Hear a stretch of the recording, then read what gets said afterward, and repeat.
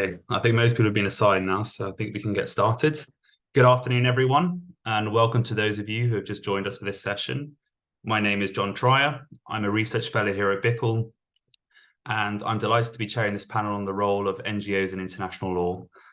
Unfortunately, our first set of presenters for this panel were unable to make the workshop today due to a clash that came up at relatively short notice. So in the end, we'll only have 3 presentations for this panel, but that will hopefully leave us a bit more time for any discussions at the end. In terms of the theme of this panel, the presentations will be looking at how NGOs engage with international law in a very broad range of contexts. So starting with efforts among NGOs to establish international criminal responsibility in the context of the Russia-Ukrainian war, then moving to the role of NGOs in shaping discussions around investor-state dispute settlement within the UN Commission of International Trade Law, Working Group 3, and finishing with a presentation on the contributions of the International Chamber of Commerce to the regulation of international trade finance. So, as you can see, we'll be covering a vast terrain of international law in the next hour and a half or so, and I'm sure this will give rise to some really fascinating conversations. Before we get started on these, just to say a few quick words about the format of the panel. So each speaker will have approximately 15 minutes to present. I think we can be a little more lenient here, given that we only have 3 presentations for the current panel, but I'll still interject around the 16-minute mark if it seems like the presentation is likely to overrun significantly, just to make sure that we still have some time for discussion at the end. And a few points on that. We'll hear all 3 presentations first before moving on to the Q&A, which we should have about half an hour for. If you do have a question, please either write it in the chat together with the name of the panelist or the panelist it's aimed at, and I'll collect these and read them out during the Q&A. Alternatively, you can also raise your hand once the presentations have concluded, and I'll call on you to pose your question to the panelists directly.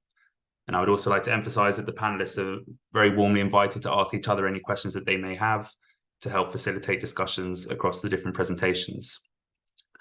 I hope that is all clear enough. And if so, without further ado, I'd like to give the floor to our first presenter. So I'm not sure if both presenters are present for this discussion. It looks now that I am only one, but not Okay. Natalia was during previous session, but it was planned that I'm going to present the report, so please don't worry about it. So it's okay. Perfect. So presenting their paper entitled "The Ukrainian NGOs in Establishing Special Tribunal for the Crime of Aggression Initiative," we have Roman Yedeliev, who is an associate professor at Taras Shevchenko National University of Kiev, and who is presenting a paper co-written with Natalia Hendel, who is a research fellow at the Geneva Academy of International Humanitarian Law and Human Rights. So thank you very much for joining us, Roman. Please, whenever you're ready, the floor is yours.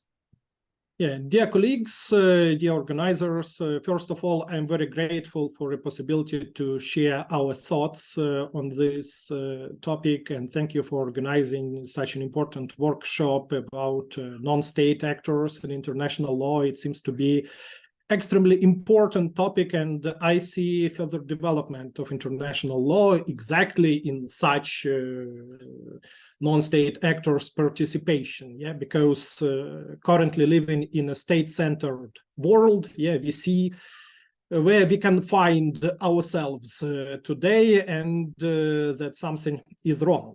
And one of such wrong issues, of course, is an international armed conflict between the Russian Federation and Ukraine. As it was said by John, my name is Roman Yedeliev. I'm an associate professor at Taras Shevchenko National University of Kiev. I will present this report on behalf of mine and of my co-author, Natalia Hendel, who is also a Ukrainian legal scholar, but currently she serves as she holds a position of a research fellow at the Geneva Academy of International Humanitarian Law and Human Rights. Our topic is devoted to the participation of non-governmental organizations in the establishment of the special tribunal for the crime of aggression, and generally speaking, yeah, I will limit myself just to the crime of aggression. It was a very difficult task because we speak about international accountability, and we look at this issue from the perspective of all four international crimes committed or possibly committed in Russian-Ukrainian war, but we limit ourselves just to one international crime, a crime of aggression, because we have, from international legal point of view, the most difficult task. How to prosecute leaders of the Russian Federation and possibly the Republic of Belarus for committing this crime of aggression. Crime of aggression seems to be the less developed international crime of current time, and such underdevelopment is because we do not have enough of practice on this international crime. And we wanted to look at the issue how NGOs may help us to establish tribunal, and some further steps. I'm sorry that I have a presentation. It is still a work in progress, and we do not know in what final form it will get as a result, because we still do not have a lot of answers to the current questions, especially would such special tribunal be established or not. And if it is established, then we have further questions. And if it is not established, then we should recognize that we failed in establishing in our efforts to establish such special tribunal. And of course, it will be a serious problem for international accountability for international crimes. Over the 9-year international armed conflict between Russia and Ukraine, the perspective of the Ukrainian civil society on the international responsibility of Russia and the individual criminal liability for international crimes has evolved significantly. From the very first days of the international armed conflict, the civil society organizations primarily prioritized human rights protection and legal regulation of the crisis. However, as the conflict escalated, documenting international crimes and submitting evidence to the International Criminal Court became major functions. Such activity was presented by our colleague Denis Rabomizo during the first panel, and I'm not going to stop on this issue. Just believe me that Ukrainian NGOs were quite effective, quite efficient, and quite successful in providing evidence. But at the same time, you know that the examination of the situation in Ukraine started only the full-scale invasion. So since 2014 till 2022, we had only preliminary examination of the situation. And I think that there was no political will to continue to start examination of this situation. But the full-scale invasion underscored the need for NGOs to contribute actively to the evolution of international law. This shift is reflected in their work towards establishing a special tribunal for the crime of aggression. Further, I will call it the special tribunal. And our today report is devoted to analyze the efforts of human rights organizations, both Ukrainian and international, but mainly Ukrainian ones, and coalitions of such organizations in promoting the special tribunal and challenges they face in this activity. Our report comprises 5 parts. So as you understand, we have just a few minutes for each part. The first part is cooperation between NGOs. The second part, the dialogue with Ukrainian authorities. The third part, international advocacy efforts. The fourth is devoted to Ukrainian and international society's awareness and attitudes towards the special tribunal and the NGO's role in such awareness and shaping attitudes.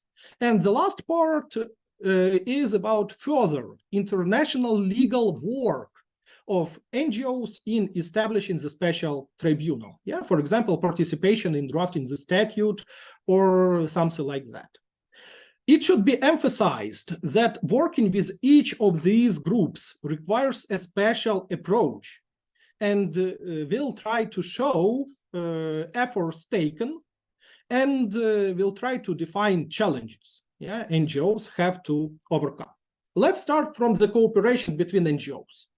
It is clear that we need collegiality, coordination, and a degree of unity among the majority of the non-governmental organizations. Because we have an international armed conflict since 2014, you see, we have quite a lot NGOs dealing with the issue of international criminal responsibility. All these organizations documenting war crimes, collecting evidence, and so on and so on. That's why we really need some mechanism to ensure cooperation, as well as mechanism to represent common position of the Ukrainian NGOs.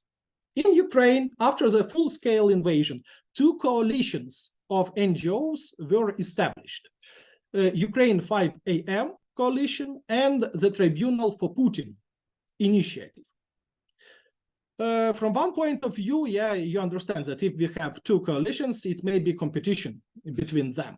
At the same time, currently, these coalitions work together. They provide common conferences, workshops, debates, surveys, and so on in cooperation. At the same time, I see some different approaches between NGOs and between NGOs within coalitions and between these coalitions. So speaking about the special tribunal, it must be noted that a few organizations insist that we the special tribunal for all international crimes. Some NGOs insist that we need the special tribunal just on the crime of aggression. And such tensions, they start to appear, but currently we should recognize that this cooperation is quite effective. And here we have done. So we have the cooperation. At the same time, you see 5 AM and Tribunal for Putin coalition, they are mainly about human rights protection. Even if the second is called Tribunal for Putin, they speak about international criminal responsibility as a whole. Now, the dialogue with the Ukrainian authorities. The Ukrainian government recognizes the importance of instituting the special tribunal, yet it is equally aware of the potential pitfalls resulting from its failure to do so. So in this situation, a role of NGOs change a little. They do not control a state in its activities, for example, in human rights sphere, but have Ukraine to insist on the necessity to establish this tribunal. So NGOs and Ukraine are acting together to ensure individual accountability for all committed international crimes and not only for some of them. NGOs representatives quite often follow government officials in their abroad trips devoted to ensuring accountability. We consider such level of cooperation as unique, but at the same time, it is extremely efficient. But not everything is so great in relations with the Ukrainian government. The Ukrainian and international NGOs invite Ukraine to ratify the Rome Statute, at least from 2014. Of course, it is not an issue of the special tribunal, since the ICC is not going to get jurisdiction over a crime of aggression in our situation in any case, but it is a very common question. So after all this time, why has Ukraine not ratified the Rome Statute of the International Criminal Court, even on meetings devoted to the special tribunal? Especially knowing the existence of some sort of competition between the ICC and potential special tribunal. So NGOs try to push the issue of ratification, but here we still have some problems. Other immense challenge is connected with the participation of NGOs in elaborating the special tribunal statute or statutory document, whatever it calls. Now we have a core group on special tribunal for Russian crime of aggression, and only state representatives take part in the work of the core group. There is a risk that when, and we insist when, not if, negotiations on the statutory document of the special tribunal would take place, NGOs representatives may not get an invitation to it. And it will be a serious problem, because during negotiations on the Rome Statute, you know how active NGOs were and how successful they were in helping to elaborate the Rome Statute as we know it today. International advocacy efforts. Holding conferences, seminars, roundtables, briefings, etc. in foreign countries on the need to establish the special tribunals. Such events allow for direct communication to discuss the possibility and mechanisms of establishing a special tribunal, gain political support, shape public opinion, and intensify the work of NGOs in their countries. It is clear. We all know what is international advocacy about. The Ukrainian NGOs, international NGOs, they have expertise in knowledge in the issue of international criminal responsibility and in the dissemination of information. What is extremely important, and usually states are not so successful in it. But there is also a challenge. There is a challenge to find themselves, when NGO members, representatives find themselves in a supporters bubble. So when current work on the special tribunal, it is mainly a general compromise that we need such special tribunal. We have a discussion in which form, international tribunal, hybrid tribunal, or based on international treaty, etc., etc. But we have a common understanding on the necessity to prosecute the crime of aggression and the necessity to establish this tribunal. It seems like, you see, the Ukrainian NGOs, they participate on the very first level, to prove the necessity to establish, but not in but do not take participation in the expertise. Once again, for example, we have core group, only consisting of states. And the other challenge is that Ukrainian NGOs, sometimes they are called victims' point of view. I do not think that it is a correct approach. Then, Ukrainian and international society's awareness and attitudes towards the special tribunal.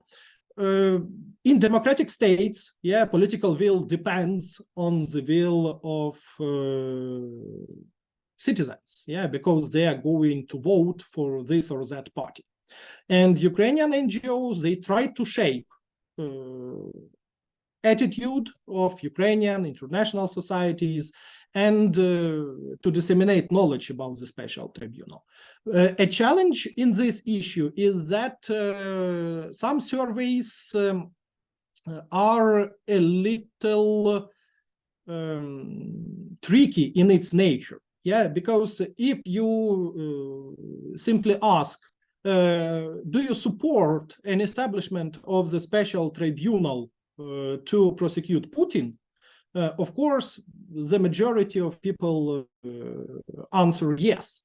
But if you then ask, do you support the special tribunal to prosecute for all international crimes or just for a crime of aggression? People also answer that for all international crimes. Yeah, and from international legal point of view, of course, it means that there is a lack of understanding, and it means that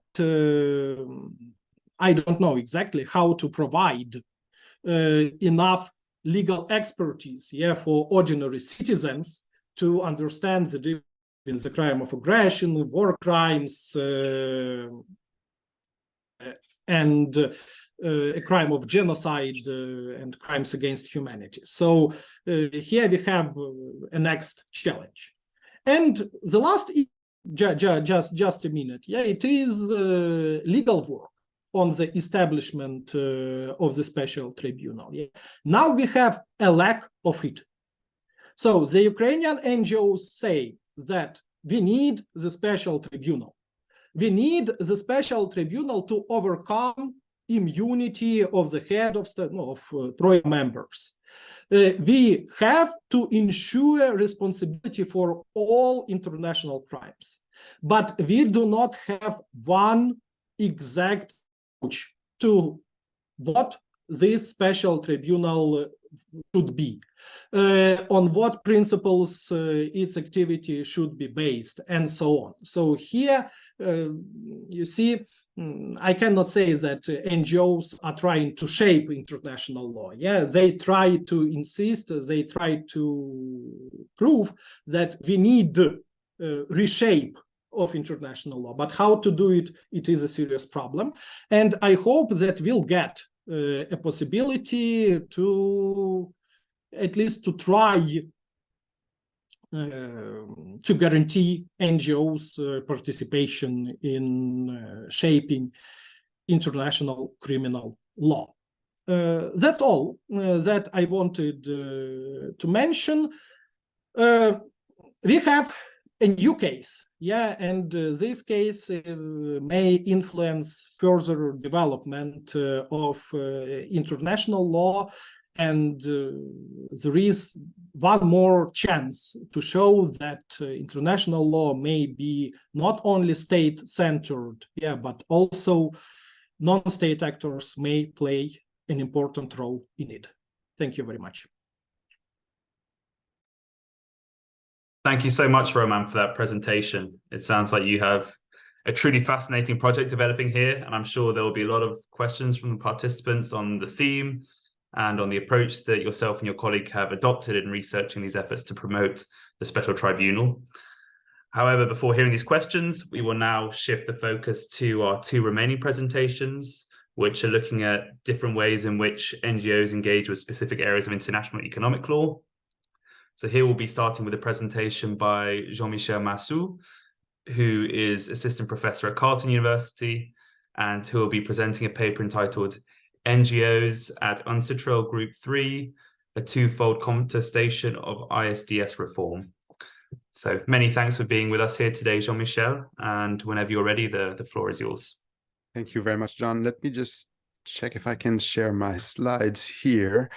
That should be this one. Can you all see the slides? Yes, wonderful. Yep, I can see them. Thank you very much. Thanks. So thank you very much for the kind introduction, and thanks for really grateful to all the members of the organizing committee for putting this workshop together. I really enjoyed the first panel, the parallel panel. Unfortunately, I will have to run right after this panel because of teaching commitments, but I hope that you will be able to enjoy this very rich theme and enjoy the rich conversation about that. I'll position my presentation in a very specific portion of international law, which is investor-state dispute settlement. I know that the audience has a very broad expertise in international law, so let me just take a step back first and say a few words about international investment law and ISDS, investor-state dispute settlement. So states have negotiated a very broad range of international investment agreements in which they do grant some protective standards to a lot of foreign investors. In addition to these protective standards, there is a procedural right that is often granted to private actors, to foreign investors. So these foreign investors can choose to submit a claim to arbitration if they consider that the host state or the respondent state has failed to live up to its commitments, failed to meet its obligations under international investment law. This mechanism, this dispute settlement mechanism known as ISDS, has become quite contentious, and we're seeing a lot of criticisms that are being voiced against ISDS. So issues about lack of legitimacy, the length of proceedings, the cost of proceedings, the absence of consistency or coherence across decisions, as well as high level of monetary damages that have to be paid by states to foreign investors, have all been extensively criticized. Now, this brings me to the starting point of this research project. I've seen some efforts to actually reform ISDS, and one of these efforts is was spearheaded by the United Nations Commission on International Trade Law, UNCITRAL, in 2017. UNCITRAL at that time entrusted Working Group 3 to reform ISDS. It actually asked to operate in three main steps. So first, to identify and consider concerns regarding ISDS. In other words, to map the criticisms that have been voiced against the dispute settlement mechanism. Then there was a request to consider whether reform was desirable, and ultimately to develop any relevant solution to reform ISDS. What I want to stress is that this is actually a process that is formally led by states. Members of UNCITRAL Working Group 3 are actually government leaders, are states, and they are the ones who will make the decision to reform or not ISDS.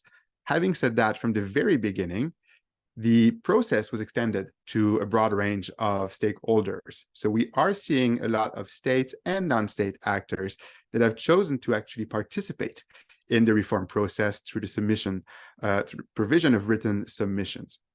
What I'm going to present today is part of a broader research project in which we looked at a corpus of 64 written submissions that were provided by states and non-state actors at UNCITRAL Working Group 3 between 2017 and 2020. We explore the content of these submissions through computational analysis to have a better sense of the broader structure of the reform process, as well as critical discourse analysis. What I want to do today is to narrow down on the critical discourse analysis and explain more specifically the role of INGS in this reform process through the content of their written submissions. And what I really want to highlight here is a twofold contestation of the ISDS reform process, advanced by different types of NGOs. So the research question around which I articulated this presentation is the following: how did NGOs contribute to the elaboration of narratives pertaining to reform of ISDS at UNCITRAL Working Group 3? And the main argument that I want to put forward here is that ISDS reform at UNCITRAL Working Group 3 has really emerged as a highly contested normative space. It is not just a reform process where we are seeing some actors, some NGOs that are in favor of the process and others that are against the reform process. We are really seeing a twofold contestation that can seriously impede the ultimate legitimacy of the reform process. So I'll proceed in three main parts. First, I'll say a few words about norm contestation as a theoretical framework for international relations theory that informs our analysis. And then I'll turn to two main strategies that can be used by norm entrepreneurs and that have been used by NGOs in this specific context. So first, some efforts by some NGOs to undermine the reform process. And second, efforts by other type of NGOs to actually refute the need for reform.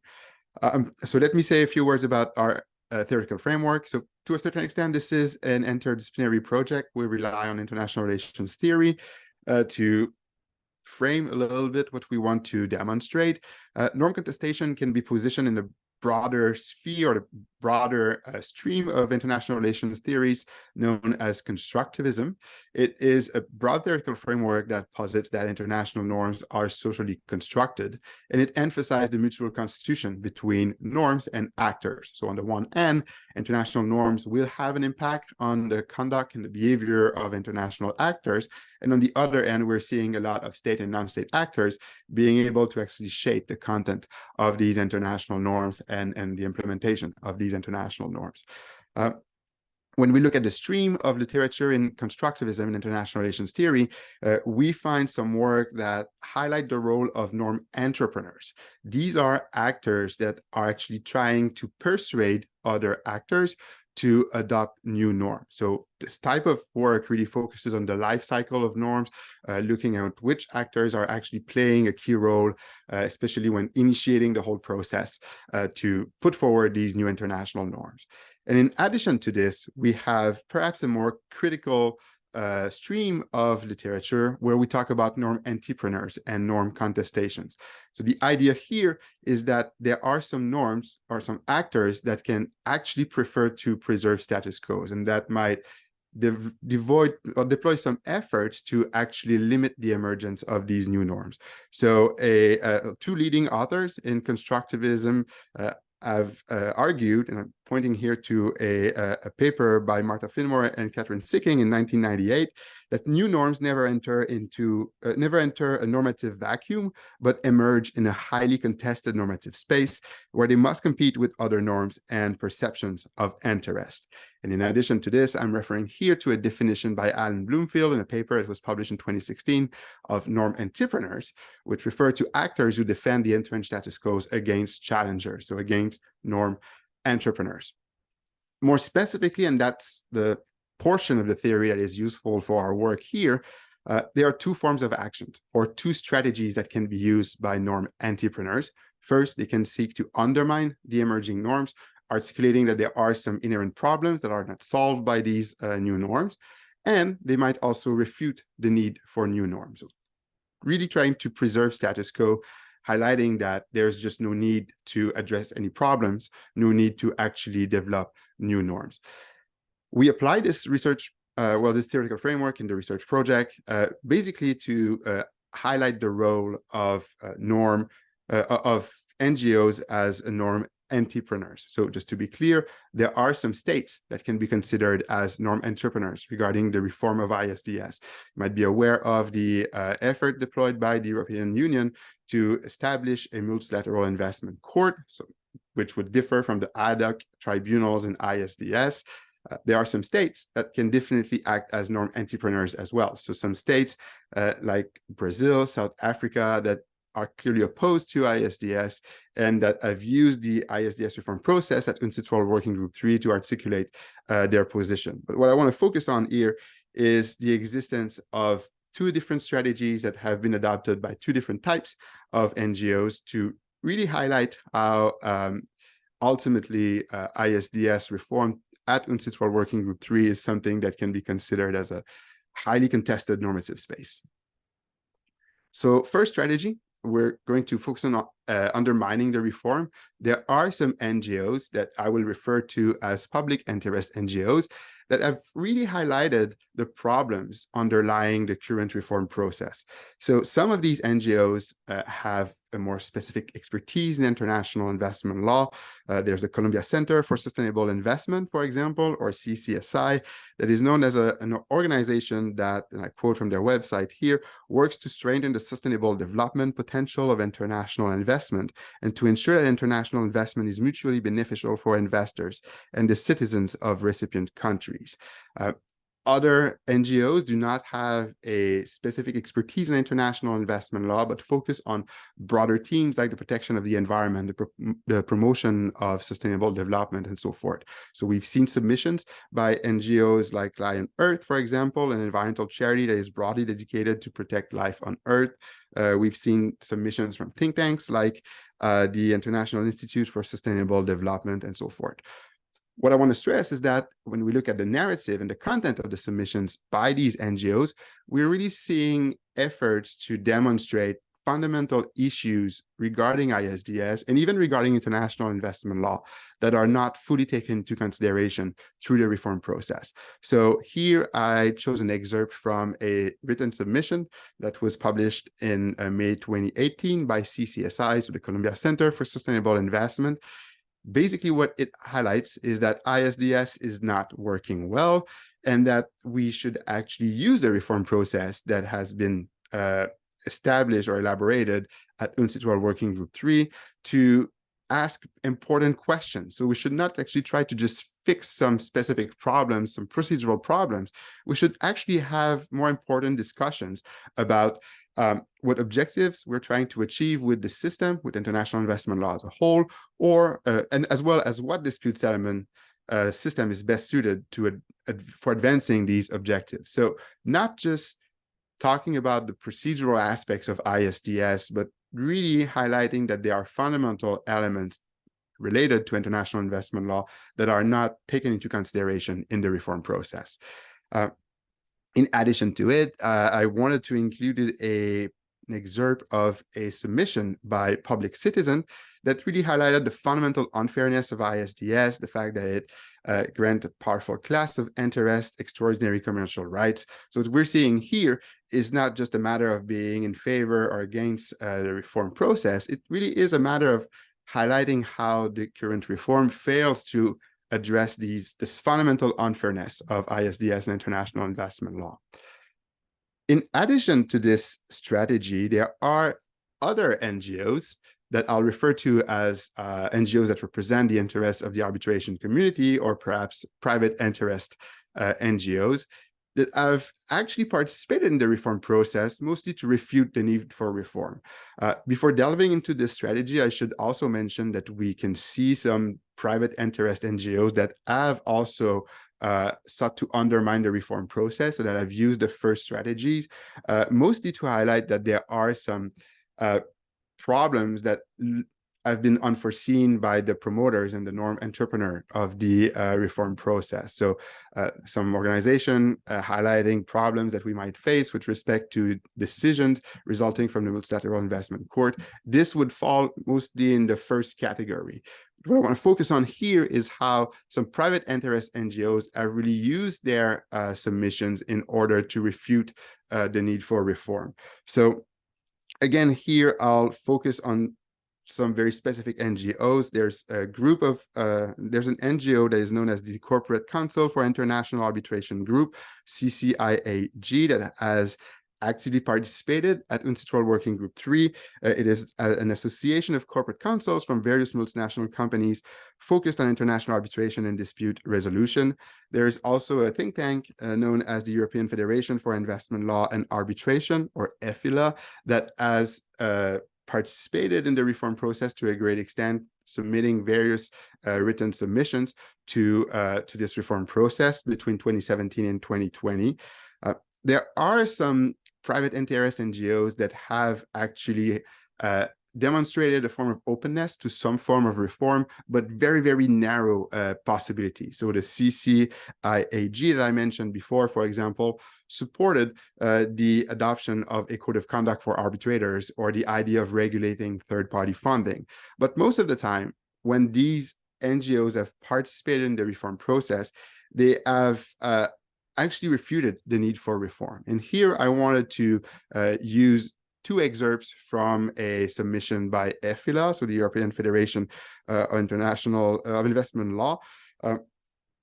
Basically, on the first one, it actually highlights that there's just no problem that is worth focusing on, because the debate regarding ISDS is mostly dominated by misrepresentations and negative perceptions against ISDS, not actual facts. And that's kind of the goal of EFILA, is to provide more specific facts to engage with ISDS reform.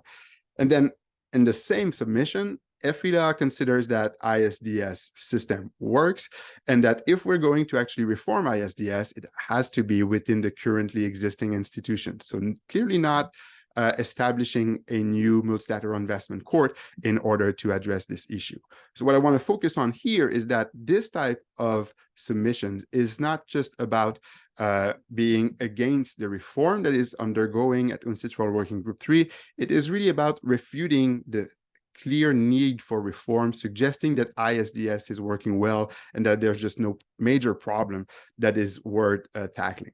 So I'll wrap up here very briefly. So what I want to suggest as a whole here is that we have two types of NGOs that are participating in the reform process of ISDS at UNCITRAL Working Group 3. This is a government-led process, but NGOs are nevertheless actively participating in it. It is not an instance where there's just one group of NGOs that is in favor of reform and the other that is against the reform. What we are seeing is a clear twofold contestation of ISDS. There are two different strategies that are used by different types of NGOs to actually challenge and contest the reform of ISDS. These NGOs are acting as norm entrepreneurs, and I think that this has a very important impact on the legitimacy of the potential outcome of this reform process. If this reform is challenged and contested by those that have actually pointed before the lack of legitimacy of ISDS, as well as users of ISDS, like corporate councils, for example, this might seriously impact the possibility of any viable solution that could be adopted by states through UNCITRAL Working Group 3.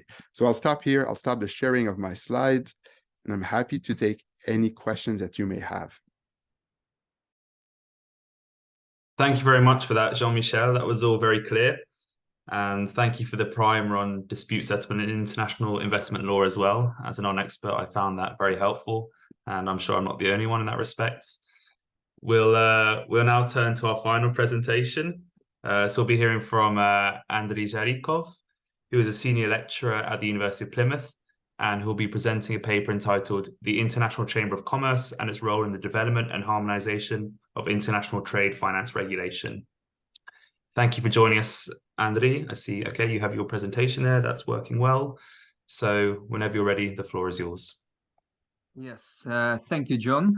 Hope you can see and hear me fine. Just one correction, I'm not from Plymouth, I'm from Portsmouth, but that's quite often that I get this confusion. Apologies, so my mistake. At all. And I want, as the first thing, I want to thank Jean-Michel and Roman for their incredibly deep insights about their topics. That was very useful to hear. I'm consider myself as a specialist in dispute resolution. That's my main specialization. So I really enjoyed that. And I'm also Ukrainian, so it was very good to hear the developments in relation to involvement of NGOs in criminal law. So turning down to myself, so today I'll talk about the International Chamber of Commerce, the ICC, and its role in the development and harmonization of international trade finance regulation. So just to give some background on the ICC, well, the organization was established in 1919 with the aim of representing private business in a global policy arena. And at that time, when it was just the end of the First World War, there was no real world system of rules to govern trade, investments, and financial or commercial related issues. And in fact, any trade finance documentary instruments were governed solely by banking practices and trade usages. And the ICC assumed responsibility for codification of the trade finance customs, practices, and usages, and has been developing these codifications ever since. However, since its establishment, the activities of the organization have significantly broadened in scope and reach. And fast forward to today, the ICC is an institutional representative of around 45 million companies in more than 170 countries, and it's claiming to be the most connected business organization in the world, which is uniquely positioned to ensure that the voice of businesses is heard. For example, in 2016, the ICC became the first private association to be granted the status of the observer member of the United Nations, and it uses its arena to promote the interest of business. Now, the ICC has prioritized several areas of its activities, such as alternative dispute resolution, environment, sustainability, and governments. digital transformation and innovation, and finance, trade, and investment. And within each of these areas, the ICC has formed specialized working bodies composed of business and industry experts who prepare policy products, including statements to contribute to intergovernmental discussions, as well as the rules and codes to facilitate international business transaction. And it's especially the latter element, the rules and codes, which I'm focusing my presentation on today. So in trade finance, we have the specialized ICC Commission, the Banking Commission, which it has issued a number of rules for banks, trade practitioners, lawyers, and courts to interpret trade finance instruments correctly and uniformly. Probably the most well-known among those is the Uniform Customs and Practices for Documentary Credits, otherwise known as UCP, which is the latest edition in 2007, and it's abbreviated as UCP 600. Now, there are other rules, and I give some examples like Uniform Rules for Demand Guarantees, another quite popular trade finance documentary instrument, or the latest Uniform Rules for Digital Trade Transactions, which were just issued in 2021. ICC has been, and its Banking Commission has been really active in issuing those uniform rules and also codifying the standard banking practice. And you can see that there are rules and practices for virtually every type of documentary trade finance instruments, such as bank payment obligations, collections, bank-to-bank reimbursement, and generally banking practices. So the work of the ICC has been really active in this area, and there is a really beneficial element to that, because currently national international legal regimes, they fail to provide for sufficient and consistent trade finance regulation. And this is exactly where ICC fits its works into. For example, in his research in 2016, Alavi listed only 14 civil law jurisdictions and the USA as the single example of common law jurisdiction which have any statutory rules regulating the functioning of letters of credit. However, even then, if any provisions are actually included in their statutory regulation, they only tend to consist of a few articles of general nature explaining what is that letter of credit, what its function, and so on. So there is no substantive regulation. And this is very unsatisfactory and surprising to some extent, because according to the World Trade Organization in its 2016 report, some 80 to 90% of all world trade relies on trade finance. Furthermore, the World Bank in 2023 calculated that the aggregate annual volume of international trade credit comes to over 40% of world GDP. And that's creates this unusual situation when we rely on trade finance quite a lot, but unfortunately, there is no legal framework to regulate it at a sufficient level. And furthermore, that results in a number of additional problems. For example, because trade finance documentary instruments, they are products of rather merchants from medieval era, where when the trade has been blooming across medieval markets, and the merchants had to regulate their activities by themselves because there simply were not states in the current understanding that we have. So these instruments, they have a long history which predate any state regulation, and they've been functioning there for quite a while. And when legal practitioners tend to impose our standard legal rules on these instruments, that creates all sorts of problems. And not least, this is because of the lack of understanding how trade finance documentary instruments work. Now, one case which I put here is from England, is the Offshore International Assay, where the judge analyzed the letter of credit transaction, but came up to a completely wrong understanding about the roles of the banks in the transaction and what their action was supposed to be and what are the elements of that transaction.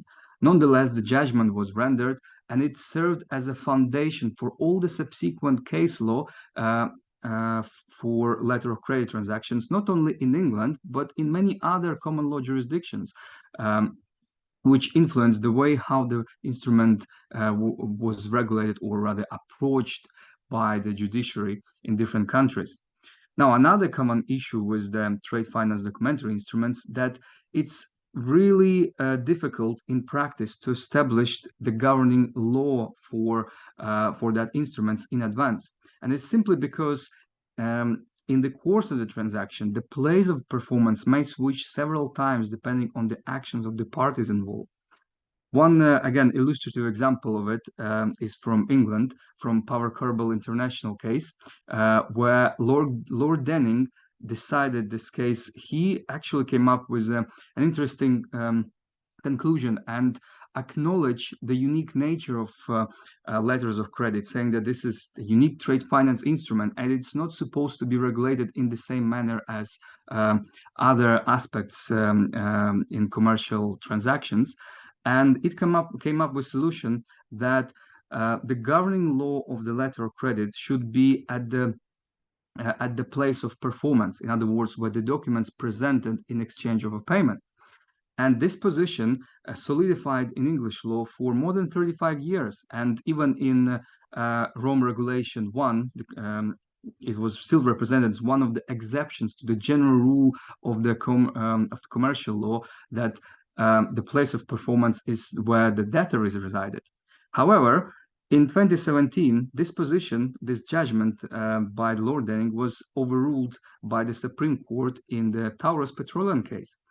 And now we no longer have exception for the letter of credit transactions, and they are treated as any other type of commercial transaction, which creates a lot of problems.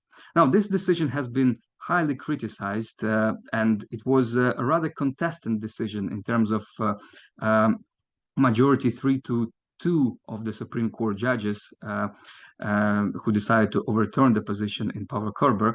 But I'm not going to spend too much time on it. The point here is to show that the transaction itself, the documentary credit transaction, was the same throughout its entire existence. However, the way how lawyers approach to regulate it changed several times over the course of a limited period of 35-40 years. So despite the fact that transaction remained the same, the regulatory approach has changed. And not least, this is because the lack of understanding of how letters of credit and other type of trade finance documentary instruments work. Now, this is where ICC developed rules and guidelines might not only provide for uniformity, but also fill this vacuum. And in fact, I believe that they can prove to be more useful than just another piece of soft law as per the legal theory. For example, UNCITRAL, the United Nations Commission on International Trade Law, endorsed most of the ICC developed trade finance rules. And that's the hallmark of their quality, and which should, in theory, encourage other players, other decision makers to adopt them on a more regular basis. And not only this, but ICC developed uniform rules have significantly influenced national and international trade finance lawmaking. They're often referred to in local statutes, cited and applied by courts. Some examples include countries where there are some legislative or normative requirements to follow UCP, such as in the US, or even in the absence of its incorporation by the parties, de facto treating UCP as a governing law of the contract. So instead of just being another piece of soft law, this is now treated as de facto hard law. Common law judges frequently refer to ICC developed rules to decide trade finance disputes, and in some common law jurisdictions actually go further by suggesting to refer to the ICC developed instruments even if parties simply did not incorporate this. And this is because the logic in this saying that UCP and other trade finance instruments, they've been so influential in the world. They've been incorporated in majority of trade finance transactions. So why don't we standardize this system and treat them as per the ICC developed uniform rules? Now, just to conclude, clearly the standing of the ICC as a private body in the global trade finance arena is unique and growing. And the ICC has produced a number of important regulations for the area, which have considerably shaped the trade finance and enhanced uniformity in the field. But not only this, the ICC actually goes even further by supporting its developed trade finance framework. It's regularly updating comprehensive international banking practice. It's issuing its own opinions on the matters of practical application of its developed uniform rules. And it actually operates a unique dispute resolution platform called DocDex, which is dedicated solely to trade finance disputes without referencing to any national law. So in this regard, ICC supports this trade finance framework, uniform trade finance framework, and tries to develop it further by shaping international legal norms to the extent that it increases harmonization and uniformity in the area. I think I'm just about to finish in the allocated 15 minutes, so I will be glad to receive any questions. Thank you very much. Yes, perfect timing. Thank you so much for that excellent presentation, Andriy. And thank you to all of our panelists for sharing their research with us today. From what I can see, we have pretty much exactly half an hour left for questions. I can't see anything written in the chat at the moment, so I would like to invite all of our participants to ask any questions that they may have to our panelists, either on the specific presentations that we have heard or on any of the broader themes that have emerged across the presentations. In this respect, I'd also like to emphasize that the panelists themselves are very welcome to ask any questions that they have or to comment on their colleagues' work. So I'll leave this space open, and please either message in the chat, or you can also raise your hand and I can call on you to ask your question personally. So whatever you prefer.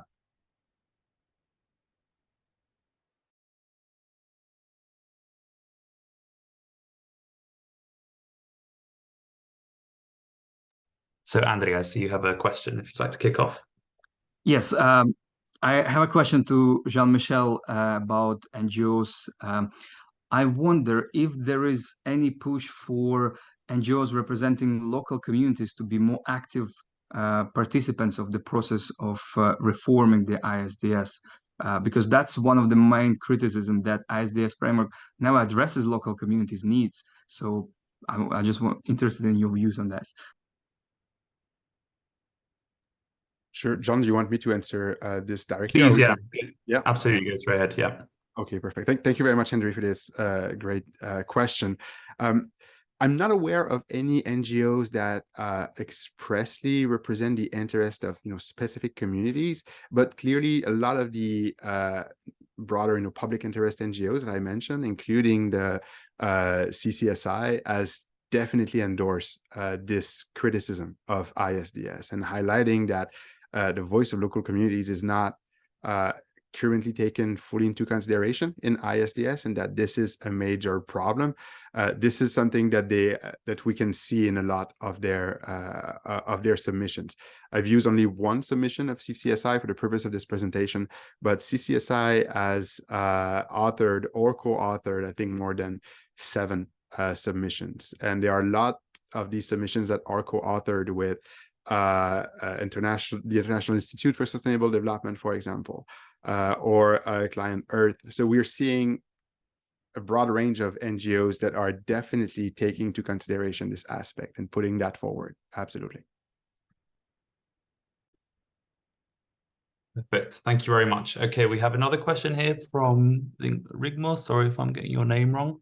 If you'd like to unmute yourself and pose your question. Thank you. Yes, thank you very much for very interesting presentations. And this question goes to Jean-Michel. I mean, I got absolutely fascinated by your method using the critical discourse analysis. I'd like you just to say a little bit about your experience of working with that in the crossover into the legal area, so to speak. Sure, thank you very much. I should say I'm not a lawyer by training. I do a lot of things in international law. I'm more like at the intersection between international relations theory and international law. So I did a PhD in law, but I don't have like the JD or the LLB. So that might explain why I'm a little bit more inclined in using these interdisciplinary approaches. In terms of the critical discourse analysis, it came out as a bit as a need to address some limits of the other method we were using. So we decided to use computational analysis as well. The idea was really to kind of have a bird's eye view of the whole of all the corpus of submissions. We use document term frequency analysis, automatically counting the terms that are used, and a similarity analysis just to see to what extent there are some overlaps between the various submissions. And then as we were presenting the paper in different conferences, we were often got the question about like, what there are some limits to do that, right? And we decided that using computational analysis does not actually replace a close reading of these submissions. And that's why we decided to use critical discourse analysis.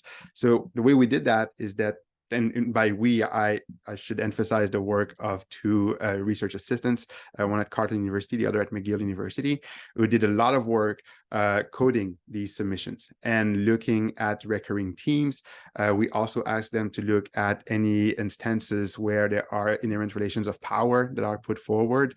And it has been very instructive to highlight what is it that actually what we can see as emerging narratives in this whole process. It's not just a matter of whether or not actors, NGOs, for example, and even for states, we coded also the submissions for states. The idea was really to look at what are the narratives that are emerging, and using this is really what allowed us to identify this emergence of a twofold contestation.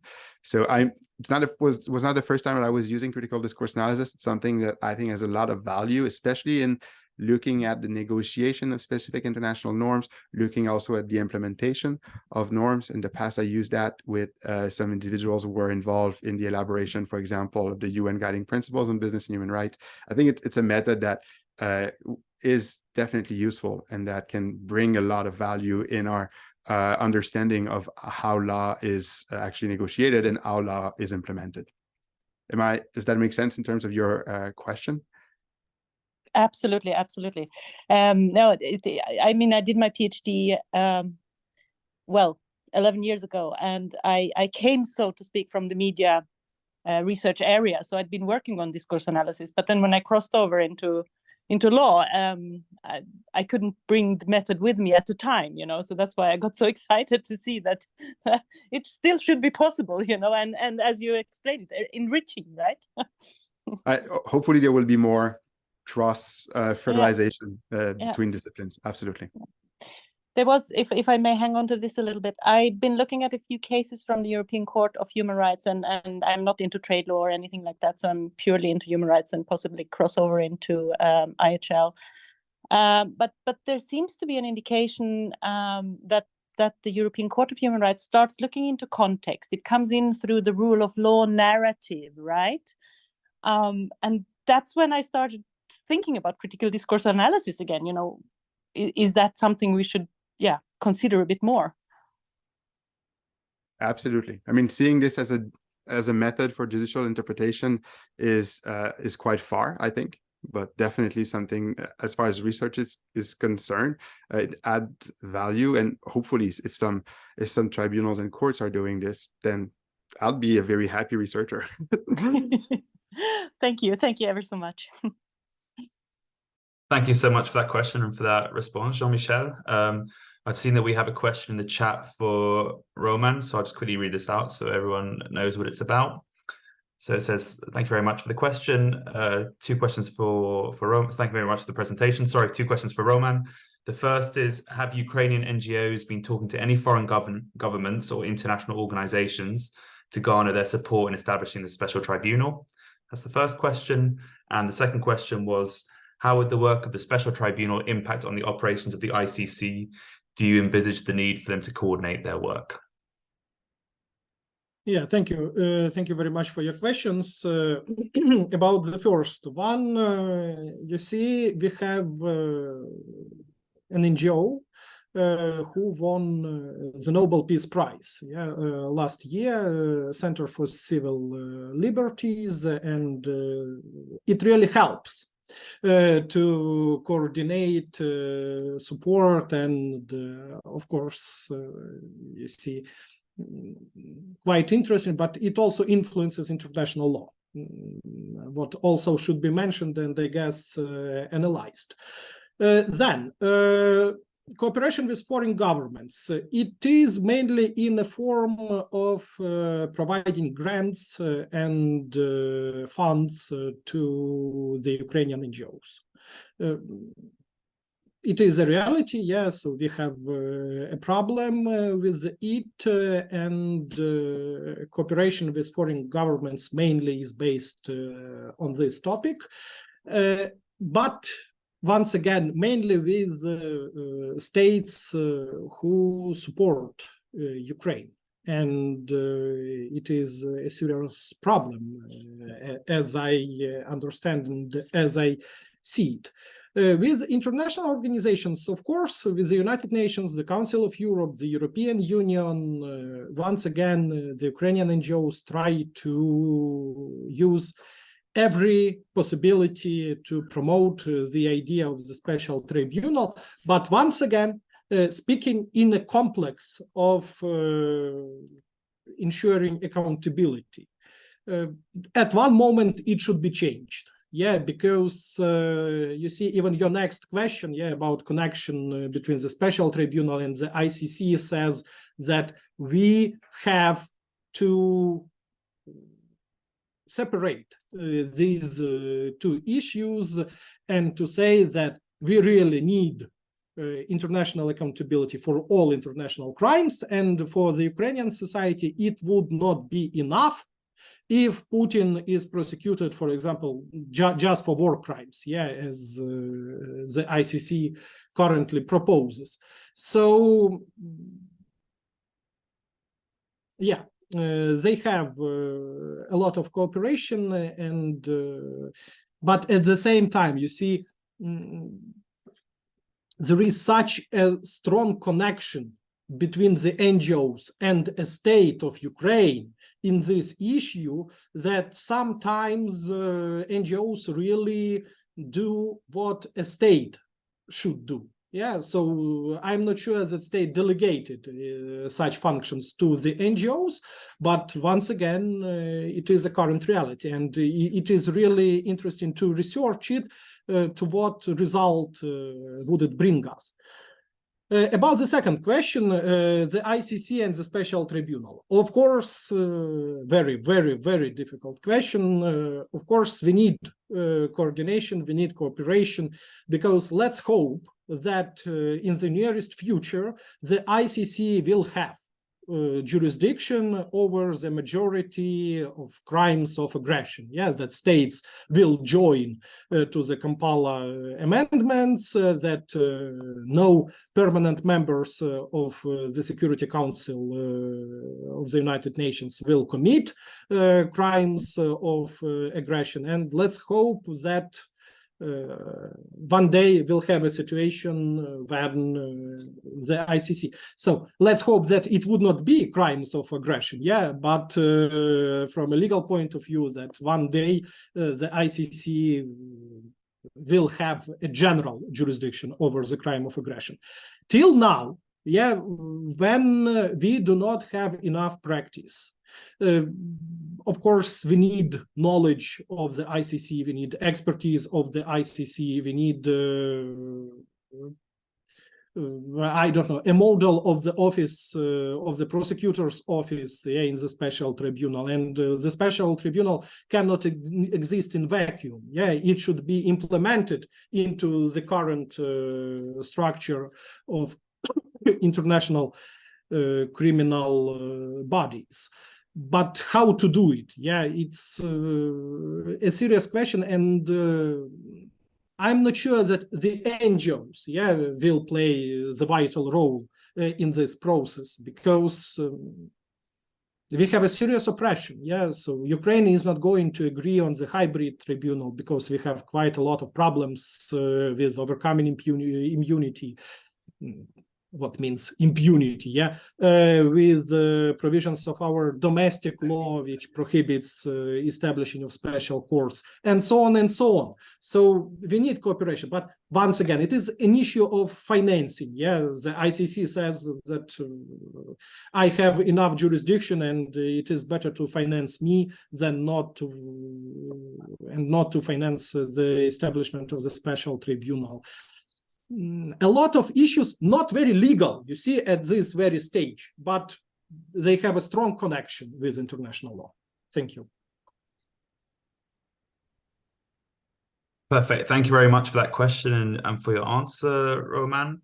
Are there any further questions, either from the presenters or, yeah, I see Jean-Michel raised his hand. Please go ahead. I do have a question to Andrew. So thank you very much, Andrew, for the presentation, I find it fascinating to look at the work of non-state actors and how they can actually end up creating some more sorry, I think norms, basically. It's in the background. Sorry, if we can all make sure that we're muted, please. Sure. Thank you. Sorry. Go ahead. Sorry for the interruption. Okay, wonderful. So yeah, fascinating work on looking at how non-state actors can create binding norms. And I was wondering to what extent we can, you kind of concluded your presentation really focusing on the practice of courts, domestic courts, and how they kind of really reinforce this bindingness of these initiatives from the ICC. And I was wondering to what extent we can actually kind of apportion between the initiative themselves and the subsequent practice of courts. So the fact that we're seeing this binding nature and the fact that we can see the shift from soft law to hard law in these ICC initiatives, is it something that is within the norm itself, within the initiative, or that depends upon the subsequent practice by other international actors? Oh, thanks for the question. I think it's rather the latter one. I don't think ICC ever envisaged that their developed rules and practices would have an effect of hard law per se, but from what I've seen, from what the positions of ICC have been, they're actually delighted that it's taken on board by different countries, especially the courts, where the majority of businesses had problems in proving their position because courts, judges are simply not trained in business or economics. They're trying to impose their legal understanding on something external, which has not really been regulated anywhere. So I don't think ICC ever envisaged that it will be hard law, but the issue is in many jurisdictions, the judges take a more proactive approach simply because there's nothing else to refer to. If the judge is facing with the situation to resolve a case without any legal regulation, any legal norms, the only way to deal with this is to look at soft law available. And I think that's just out of the necessity, not because the judges really want to find some uniformity. I hope that answers your question, but basically, I don't think ICC ever envisaged that their developed rules would have a form of hard law. Absolutely. Thank you very much. Okay, fantastic. Thank you both. Do we have any further questions?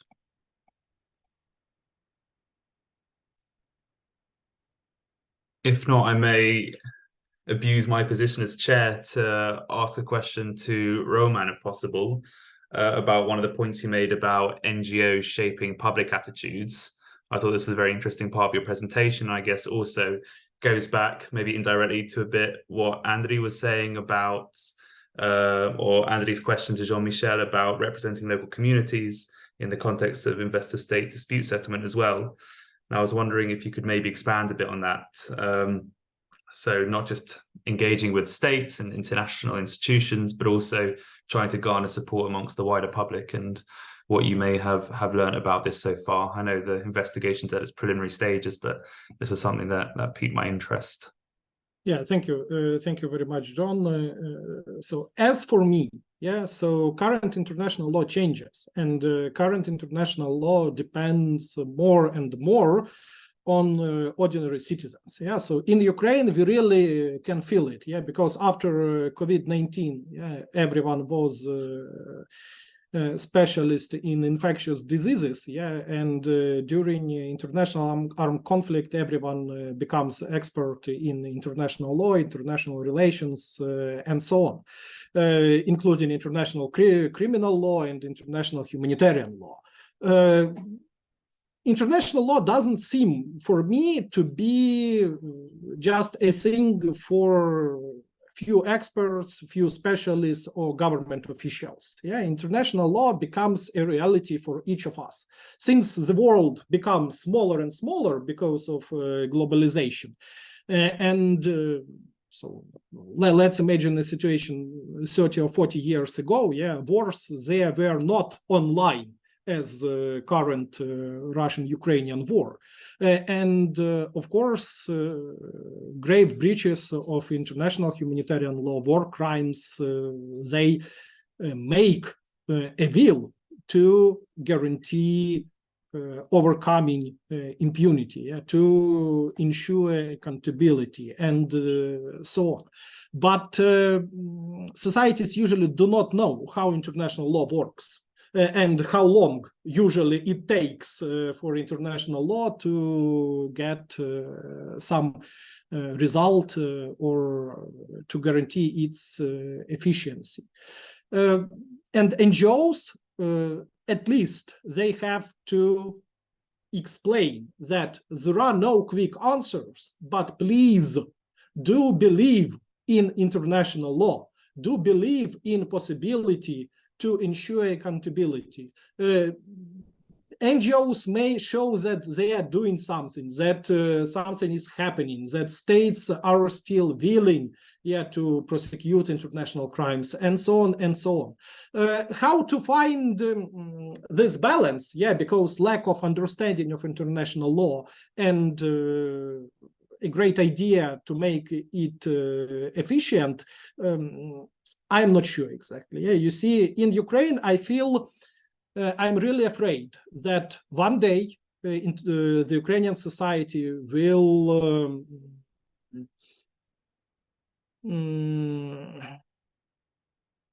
lose their belief in international law. And it will be a serious problem for all Ukrainian international lawyers and the international lawyers, because when 30 million of people do not believe in international law anymore, it may bring us to a terrible situation. And how to deal with it? I think that really NGOs may help, because to NGOs we have better attitude than to a state usually, because the state, it is policy, it is interests of politicians and so on. NGOs are interested in human rights, and through this point of view, it may be a little more confidence in what NGOs say than states say. So to try to use such way to influence society's awareness, society's point of view, because really it is not a problem in our societies, in British society, in the Ukrainian society, in any other European society, maybe in Slovak society there is a problem, in Hungarian, but what to do with other societies, how to make them believe in international law. It is a more general and a more important question, and NGOs can really help in it. Thank you. Perfect. Thank you so much for your response. We have about 8 minutes left on this panel, so we can probably fit in one last question if anyone has anything else that they would like to ask. Otherwise, we can also end the session a few minutes earlier if there are no further questions.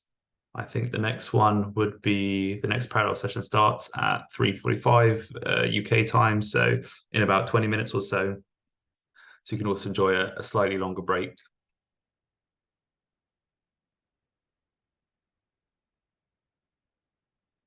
Okay, I think I'll assume on that basis that people are ready for a break. Thank you, a huge thank you to all of our speakers on this panel for all of the fascinating research that they've shared with us. To Andriy, Jean-Michel and Roman, very much appreciate your time and for sharing these insights with all of us. And thank you very much to all of our participants for engaging with those discussions and for their questions. I think now that I'm not quite sure how it will work in terms of moving to the next parallel discussion, but I think if you leave the breakout room maybe, or do we know how this works? Sorry. That's what we did in the last session. So when we leave the breakout, we go back to main room and then we can go into the next ones. Perfect, great. Thanks a lot for that. And thank you again to all of you for your participation. We really appreciate it. Enjoy the rest of the workshop. Thank you very much. Thank you, everyone.